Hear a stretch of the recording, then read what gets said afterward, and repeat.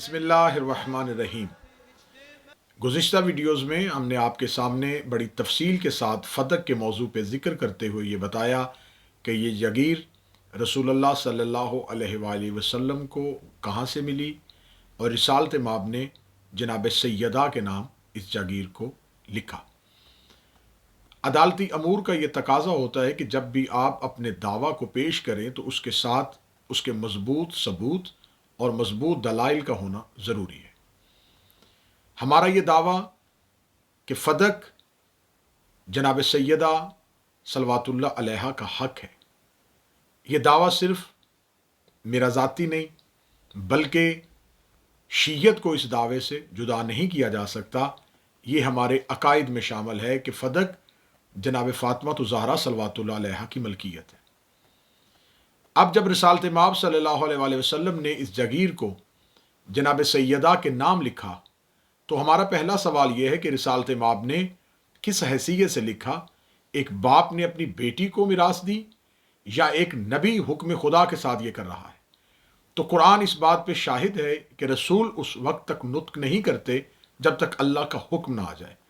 तो खुदा के हुक्म के साथ बोलने वाले रसूल ने बहुक्म परवरदिगार इस जागीर को जनाब सैयदा के नाम पे लिखा और ये तहरीर रिसालत माब ने जो लिखी इसको मोतबर किताबों से साबित भी किया और मोतबर किताबों में इसका मुकम्मल तस्करा मौजूद है।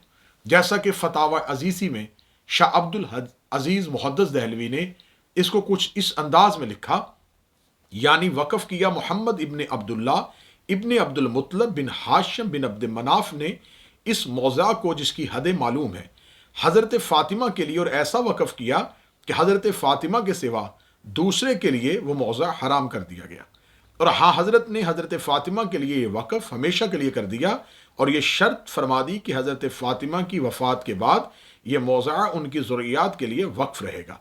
तो जो शख्स ये सुनकर वक़्त को तब्दील कर देगा उसका गुनाह तब्दील करने वालों पर है।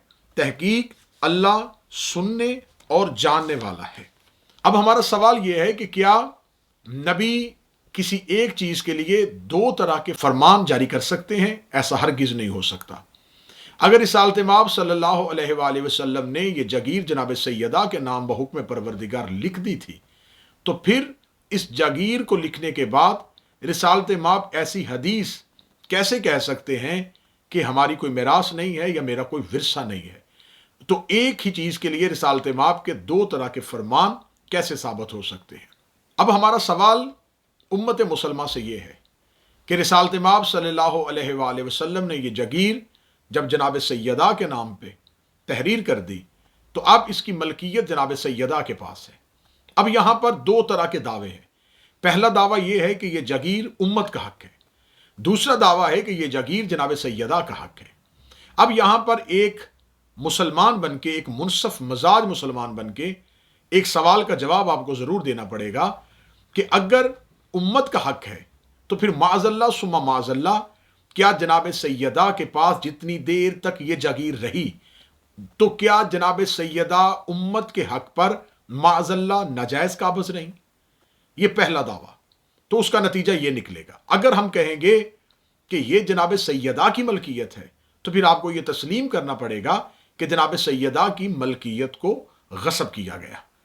अब आपके पास तीसरा रास्ता कोई नहीं है, या तो ये माने कि ये उम्मत का हक था और माअज़ल्लाह जनाब सैयदा ने इस पे कब्जा किया, या फिर ये मानिए कि ये जनाब सैयदा का हक था और जनाब सैयदा के हक को सैयदा से गस्ब किया गया। अगर हम एक लम्हे के लिए माअज़ल्लाह सुम्मा माअज़ल्लाह इसमें यह कह देंगे कि ये उम्मत का हक था तो जनाब सैयदा के पास जितनी देर ये मलकियत में रहा, क्योंकि ये तो तारीख की किताब इस बात पे शाहिद हैं कि जब जनाब सैयदा की इस जागीर को दोबारा हुकूमत ने कब्जे में लिया तो जनाब सैयदा के वहाँ बैठे हुए आमिल को उठाया गया। इसीलिए जनाब सैयदा ने दरबार में आके ये सवाल किया गया था कि मुझसे मेरी जागीर को क्यों छीना गया और मेरी जागीर से मेरे आमिल को क्यों बेदखल किया गया। इसका मतलब है कि जिस वक्त हुकूमत ने जनाब सैयदा से ये जागीर हासिल की उस वक्त जनाब सैयदा इस पे मालिकन की हैसियत से मौजूद थी और उनकी मलकियत में था। अगर हम कहेंगे ये उम्मत का हक था तो सैयदा के तसरुफ में कैसे रहा? तो अगर हम कहेंगे कि माअज़ल्लाह ये उम्मत का हक था और सैयदा इस पे मालिकन बन के बैठी हुई थी या सैयदा ने इसको माअज़ल्लाह नाजायज तसर्रुफ में लिया हुआ था, तो फिर अहले सुन्नत की मोतबर किताबों में, सही मुस्लिम से लेके और जय्यद किताबों में यह दर्ज है कि जो कोई किसी एक मुसलमान की एक बालिश जमीन को जुल्म के साथ अपने कब्जे में ले लेगा तो उस जमीन के सातों तबक उसके गले में तोक बना के डाल दिए जाएंगे। दूसरा सवाल कि अगर जनाब सैयदा सलवातुल्लाह अलैहा दरबार में किसी और की मलकियत के लिए अपना मुतालिबा कर रही हैं, तो फिर अगर हम कहेंगे ये मुतालिबा गलत है, तो फिर कुरान की आयत ततहीर हमारे सामने खड़ी है कि हर तरह की गलती और हर तरह के रिज से आले मोहम्मद को हमेशा के लिए उस रिज को दूर किया हुआ है। तो अगर हम कहेंगे कि माज़अल्लाह वो मुतालिबा गलत था, तो फिर मानना पड़ेगा कि अगर मुतालिबा गलत था तो फिर आयत ततहीर के बारे में क्या ख्याल है। अगर नकल कुफर कुफर नबशत आयत ततहीर को गलत कहेंगे तो फिर कुरान में गलती हो जाएगी। अगर माज़अल्लाह कुरान को गलत कहा जाएगा तो पूरे के पूरे मजहब इस्लाम की छत गिर जाएगी। तो लिहाजा सैयदा की दुश्मनी में इतना ना कीजिएगा कि माज़अल्लाह सैयदा के हक को छुपाते छुपाते कुरान की सदाकत पे हरफ आ जाए। आम कानून के मुताबिक इस तरह के मुकदमात और ऐसी नोयत के तनाज़ात में सबसे पहले ये बात काबिल गौर होती है कि मुतनाज़ अमूर कौन कौन से हैं और किस किस बात का फैसला दरकार है, और सबूत मुहैया करना किस फरीक की जिम्मेदारी बनती है। यह बात तयशुदा है कि सबूत मुहैया करना उसी की जिम्मेदारी होती है जिसका दावा सबूत चाहता हो, और अगर वो सबूत पेश ना कर सके तो उसके दावे को रद्द किया जाता है। यह तनाज़ा जिसका दावा बीबी पाक सलवातुल्लाह अलैहा ने किया, इस्लामी कानून की किताब कुरान मजीद से वो हक साबित होता है, क्योंकि कुरानी अहकाम जनाब सैयदा के दावा के हक में है। अब यहां मैं उम्मत मुसलमान के सामने और हर जय्यत साहब शऊर मुसलमान के सामने 5 सवालात रखना चाहता हूं। मैंने दावा किया जनाब सैयदा का हक था, मैंने उस पर सबूत फराहम किए, और आगे भी ये इंशाल्लाह वीडियो का सिलसिला चलता रहेगा, तो हम कोशिश करेंगे कि इंतहाई आसान तरीके से इस एक अहम मसले की तरफ आपकी तवज्जो को मबसूल करवाएं। मैं 5 सवालात रखना चाहूँगा हर एक जी शऊर मुसलमान के सामने कि वो इन 5 सवालात के जवाब तलाश करने की कोशिश करें, क्योंकि हमसे अक्सर सवालात होते हैं। हम चाहते हैं कि आज हम उन सवालात को पलटाएं, और 5 सवालात हम आपके सामने रखते हैं।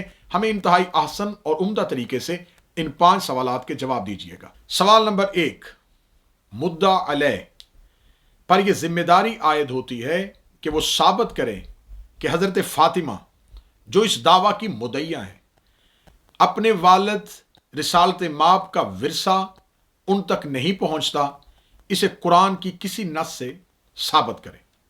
सवाल नंबर 2, अगर कुरान मजीद में यह कानून विरासत जनाब सैयदा के लिए मनसूख हुआ तो यह कब हुआ और यह किसने नसा किया था। सवाल नंबर 3, जनाब सैयदा के दावा के बाद जो रवायत पेश की गई कि नबियों का विरसा नहीं होती, इस रवायत को किस सबूत के साथ कौल रसूल तस्लीम किया जाए। सवाल नंबर 4, क्या साहिब कुरान जनाब रिसालत माब ने इस अहम तनसीख का ऐलान फरमाया था? अगर यह ऐलान किया था कि यह आयत मनसूख हो चुकी है कानून विरासत के लिए, तो यह कब, कहां और किसके सामने हुई।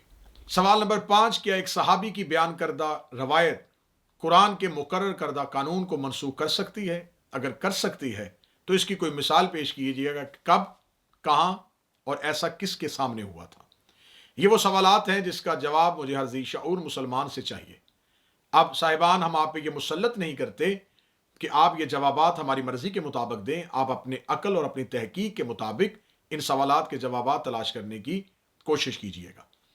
हमारे यहाँ मज़हब जाफरिया में नज़रियात और अकायद मुसल्लत नहीं किए जाते। हम उसी कुरान के कानून के मुताबिक ज़िंदगी गुजारते हैं। लकुम दीनुकुम वलिय दीन, तुम्हें तुम्हारा दीन मुबारक, हमें हमारा दीन मुबारक। आप अगर हकाइक तक नहीं पहुँचते तो यहाँ ये बात भी कहने में मैं कोई आर महसूस नहीं करूँगा कि अगर आप अल्लाह को नहीं मानना चाहते तो बेशक उसे ना माने, लेकिन उसकी रबूबियत में सवाल नहीं उठा सकते। अगर आप रिसालत माप का कलमा नहीं पढ़ना चाहते तो ज़बरदस्ती इस्लाम में कलमा पढ़वाने का हुक्म नहीं, लेकिन आप नबी की रिसालत पे बात नहीं कर सकते। ऐसे ही आप जनाब सैयदा के हक को तस्लीम करें या ना करें, लेकिन आप सैयदा की इस्मत पे और सैयदा की तहारत पे बात नहीं कर सकते। मेरी दुआ है कि मेरा मालिक ہم سب کو حق سننے، حق سمجھنے، حق سوچنے اور حق تک پہنچنے کی توفیق عطا فرمائے۔ اللہ میرے ملک پاکستان کو اندرونی اور بیرونی خطرات سے محفوظ و مامون فرمائے، اور اندر کی نظریاتی دہشت گردی سے لے کے سرحد کی دہشت گردیوں تک میرا مالک اسے محفوظ و مامون فرمائے۔ السلام علیکم، یا علی علیہ السلام مدد۔